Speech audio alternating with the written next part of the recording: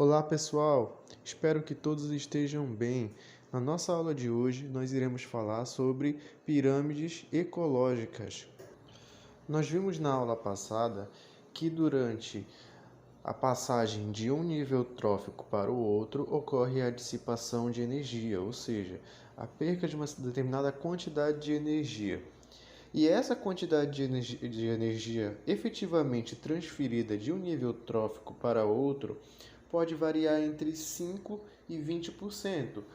Isso quer dizer que de 80% a 95% da energia adquirida ao longo do tempo por um consumidor primário não será transferida para o consumidor secundário.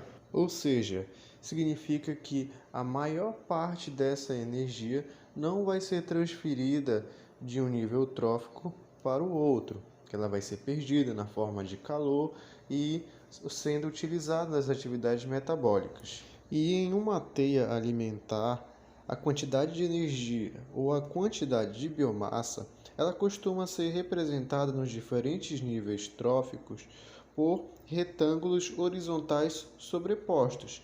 E esses retângulos sobrepostos irão formar um gráfico chamado de pirâmide ecológica, também conhecido como pirâmide trófica.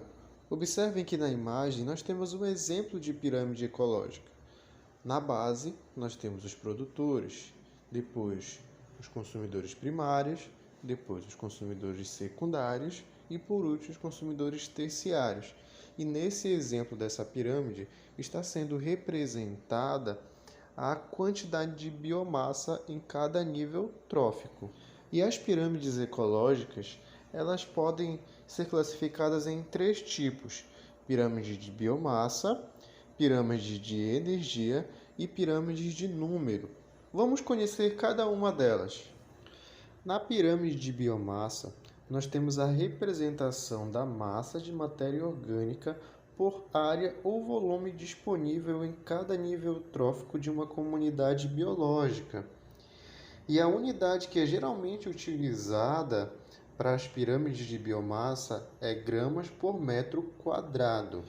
Quando nós falamos de uma comunidade biológica, por exemplo, que é encontrada em terra firme, a pirâmide de biomassa ela vai ter um aspecto convencional. Produtores serão maiores em biomassa do que os consumidores primários, e os consumidores primários terão uma biomassa maior do que os consumidores secundários. Isso acontece porque geralmente os produtores são plantas que apresentam um ciclo relativamente longo, um ciclo de vida relativamente longo. Por isso que nós temos esse aspecto convencional da pirâmide de biomassa no meio terrestre. Agora, quando nós falamos em comunidades aquáticas, a pirâmide de biomassa irá apresentar uma característica diferente, ela será uma pirâmide invertida.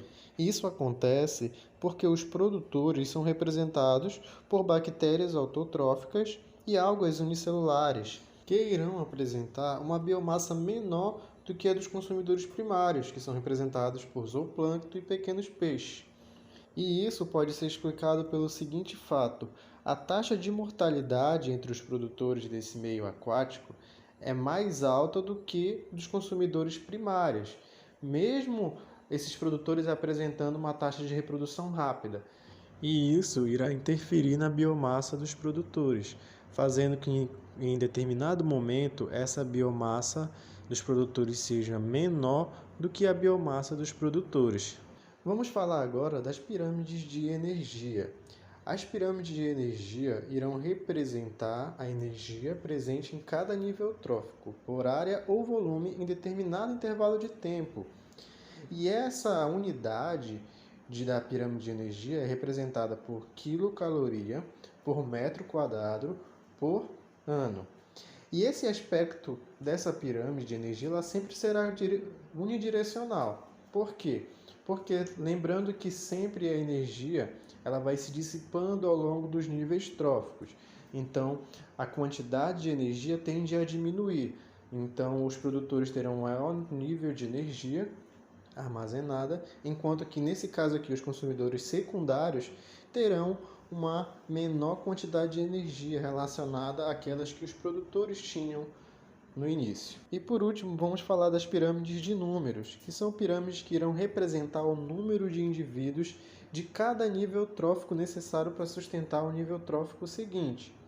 Então observem que aqui nós temos duas pirâmides, uma pirâmide em um ecossistema aquático. Nós temos a representação de fitoplâncton, que são os produtores.